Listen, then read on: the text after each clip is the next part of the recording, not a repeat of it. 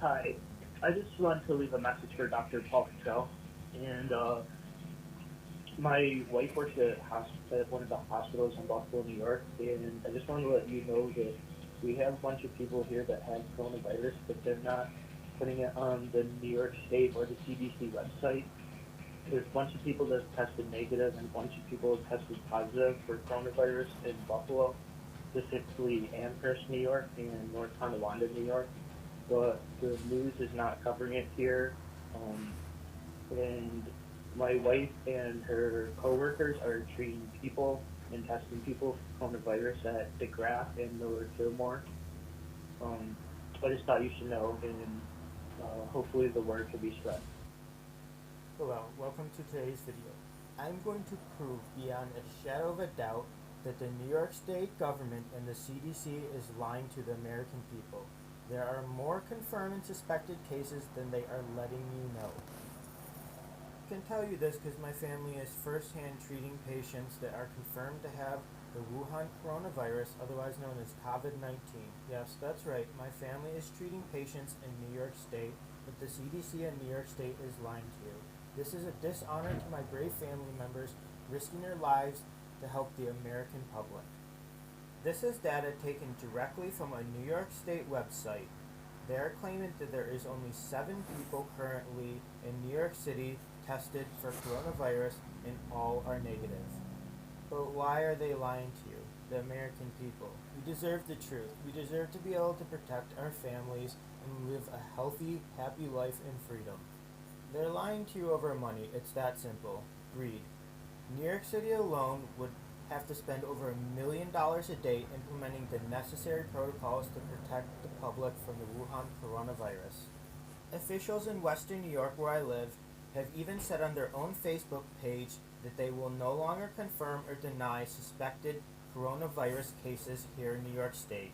On January 28th, the Tonawanda Fire Department picked up somebody suspected to have coronavirus directly from China, being taken from Tonawanda to DeGraff Memorial Hospital. From there, my family diagnosed and treated the patient. They were confirmed to have the Wuhan coronavirus. However, the patient refused isolation and quarantine and shortly left the hospital. As you can see here, Gail Bernstein, the Erie County Health Commissioner, said that she will no longer tell us if there's any confirmed or suspected cases. She even went as far as to delete the Tonawanda Fire Department's Facebook post that alerted us to this coronavirus case. University of Buffalo has over 1,500 students directly from China.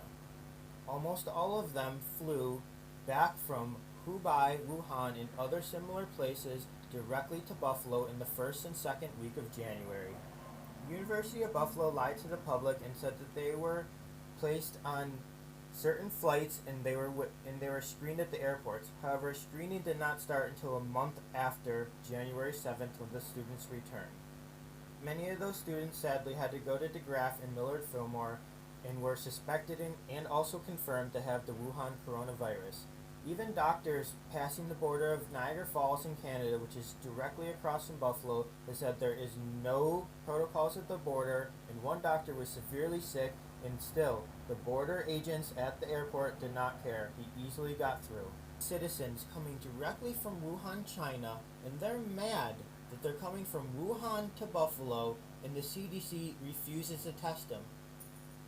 Why are people coming from Wuhan, China, being refused to be tested even though they want to be tested coming back to Buffalo, New York State? It makes no sense. This is footage of people lying on the street dead from coronavirus. That's a lot of This is bodies. one street inside of a city of 11 million people. There's bodies packed out, man.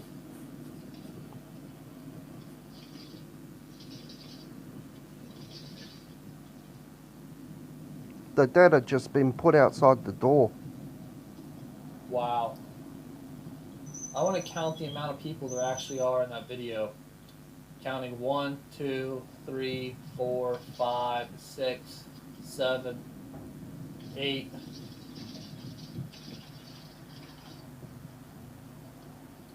9, 10, 11, 12, 13, 14, 15, 16, 17, 18. 18 bodies wrapped up In dead one street. on a street corner in a city of 11 million people. So extrapolate that towards thousands of street corners. How many people are actually dead if they can't even get the mortuary workers to come pick up the dead bodies every day? Here's footage of an entire street had their doors sealed shut so they couldn't escape. These people have no access to medical treatment. They're going to sit inside their apartments and die. Skip forward a little bit, but you can see the entire street. Wow.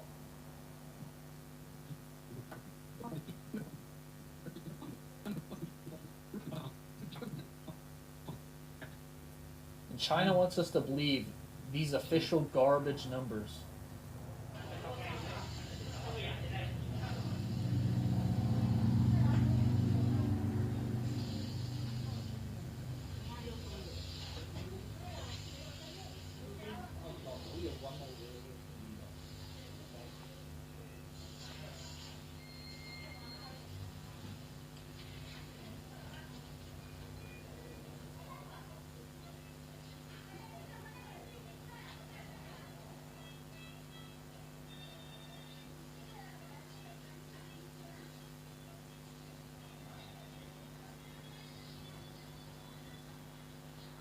$70,600 infected, 7,200 suspected, 10,900 recovered, and 1,772 dead.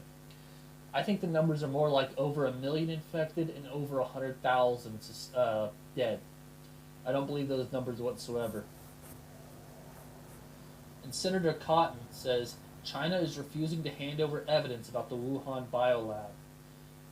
Yang Wang, director of the Wuhan Institute of Virology, issued a notice to researchers on January 2nd to pass on telephone message by China's National Health Commission forbidding anyone to release info of COVID-19. James Kaufman, World News Report today, folks. This is a chart of people outside of China who have become infected. Notice the increasing slope of this hopefully one day bell-shaped curve.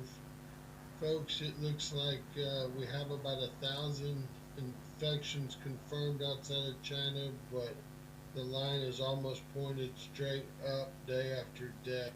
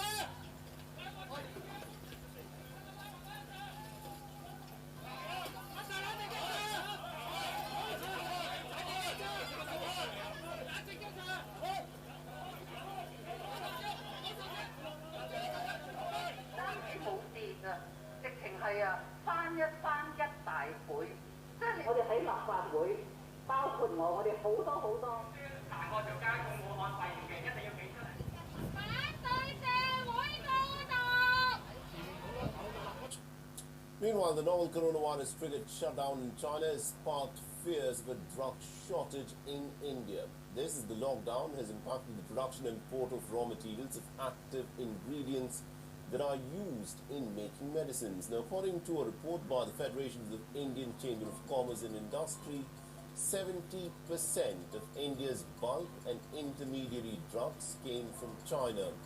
The report warns that medicine supplies may not last beyond February. The prices of some drugs are expected to go up if the shutdown in China were to persist. So here's a look at some of the drugs that may not be available after February. Many diabetes medicines may run out of stock by the end of February. There's also likely going to be a scarcity of common medicines such as paracetamol, as well as anti-inflammatory drugs and antibiotics. Along with this, the production of many neuropathic and cardiac medicines is also likely to be impacted. Meanwhile, the government of India has identified specific drugs whose raw materials are produced in the coronavirus Hubei province. An alternate production plan is in the making.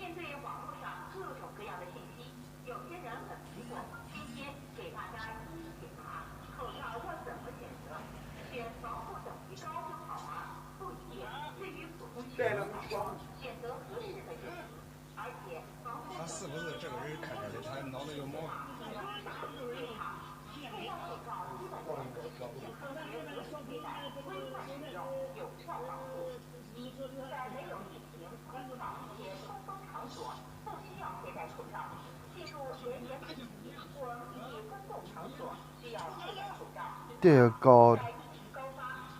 Men have become so violent towards another.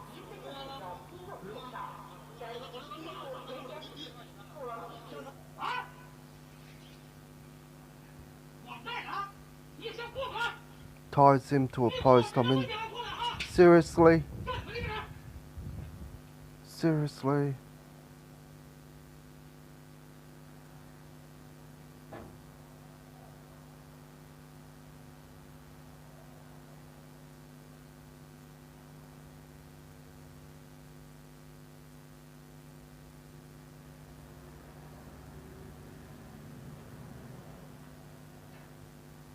These look like soldiers.